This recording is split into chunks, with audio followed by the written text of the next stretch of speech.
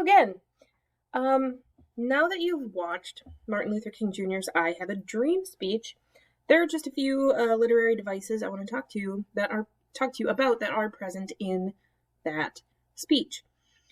So, some of you may or may not have known that it is possible to have literary devices in a speech, because maybe you thought that literary devices were only for fiction works in order to make the text, more interesting. But there are literary devices that can be used in an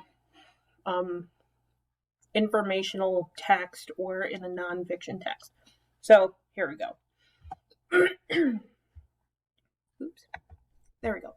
So first we're going to talk about devices that King uses in the actual speech of his text, or in the text of his speech, if I can say words correctly.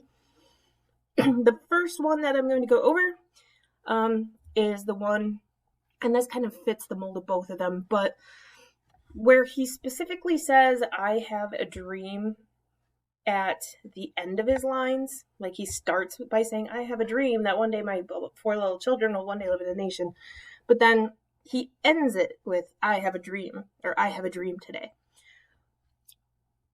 Ending a line with a repeated phrase or word is called epistrophe. Epistrophe. Ending each sentence with the same word or phrase, like I just said. Now, in order to kind of connect these concepts in your mind, not only do I have the text of the I Have a Dream speech, but I do have some connections to popular culture. So in popular culture, Miss Beyonce uses epistrophe when at the end of each lines in Single Ladies, she says, "You should have put a ring on it. If you liked it, you should have put a ring on it. Don't be mad once you see that he won it. If you liked it, then you should have put a ring on it." All right. That repetition makes the concept stick in your mind.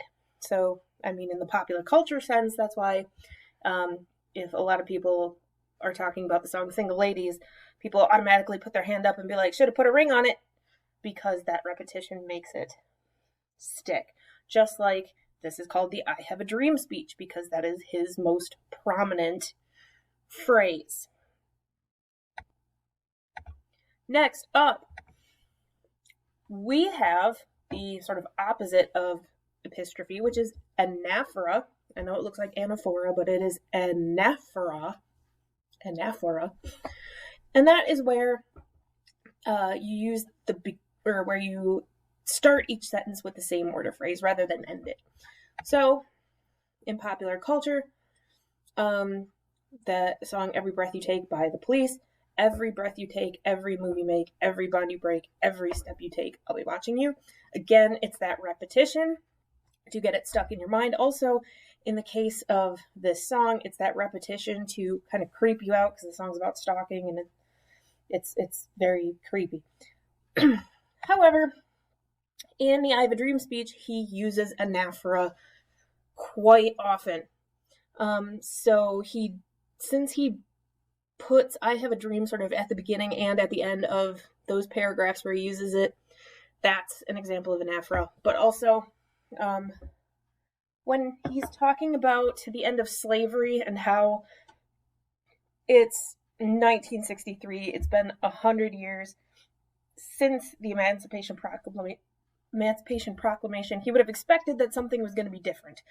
So he says, 100 years later, we are still in the shackles of, oppressing, blah, blah, blah. 100 years later, 100 years later, 100 years later. Really driving home the point that it has been 100 years, people. It's not like the Emancipation Proclamation was signed 3 days ago and now we're angry. It has been a century. All right. Again, the "I Have a Dream" sentence.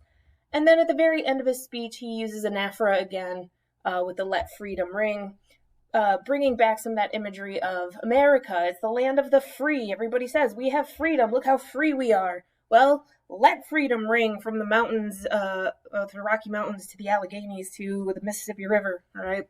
Let freedom ring across the whole country and not just for a few people. So again, it's that repetition to really drive home his point.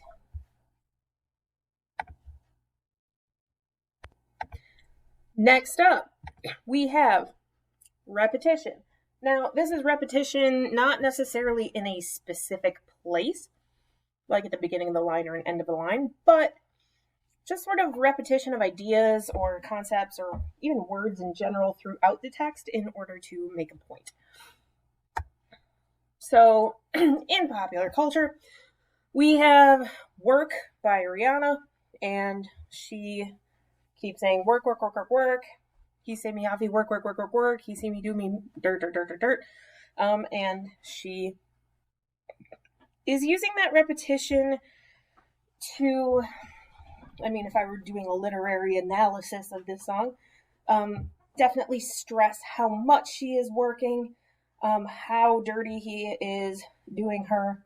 So she's putting in the work to make him learn and hurt. All right, so really emphasizing the point that he did wrong and she's going to get it. All right. If you're at all curious about the words in between and what they mean and why they look so strange, it's because Rihanna is from Barbados, and there is a dialect in some of the Caribbean countries called patois, which is basically like a mixture of English or a way of speaking English, and like the original native languages or the French that might have been down there. Anyway, it's just the dialect of speaking.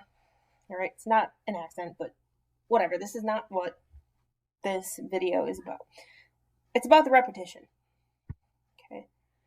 Again, in the I Have a Dream speech, some of these do double duty as far as anaphora and epistrophe go.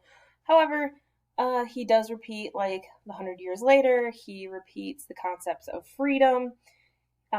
He repeats sort of those images of slavery. So, the manacles, the chains, lots of metaphors in there, actually. So, he's speaking to 250,000 people, and he wants his key concepts to really get through. Next, we have metaphor. Like I just said, he uses a lot of metaphor. It's kind of his key defining feature in this speech. It's when you make a comparison by calling one thing as another. You're not using the words like or as, because that's simile. But he's saying that one thing is another thing. So, in popular culture, we have I'll Make a Man Out of You from Mulan, which is a classic song. All the force of a great typhoon, all the strength of a raging fire. The first and last two lines don't count because they are similes. Okay, but he's making the metaphor that the soldiers are have the force of a typhoon, have the strength of a fire. All right. So, I mean, not that these people will actually be, great bodies of water that are falling over their enemies or that they will be on fire, but making that comparison. In the I Have a Dream speech, and this appeared on that assignment I gave you about sort of some of the devices and paraphrases and stuff that you had to look for. He talks about freedom as being a check that has to be cashed, but when, the African American people go to cash that check of freedom, the United States says, well, insufficient funds. We don't have freedom for you. Also, throughout the speech, he talks about the state of the country and the state of justice and racism and all that kind of stuff as weather. So he, at some points, talks about it as, the oppressive heat of segregation, or talking about like cooling winds and all that kind of stuff. Because one of the big reasons for metaphor is so that people can get a better idea of what you're talking about.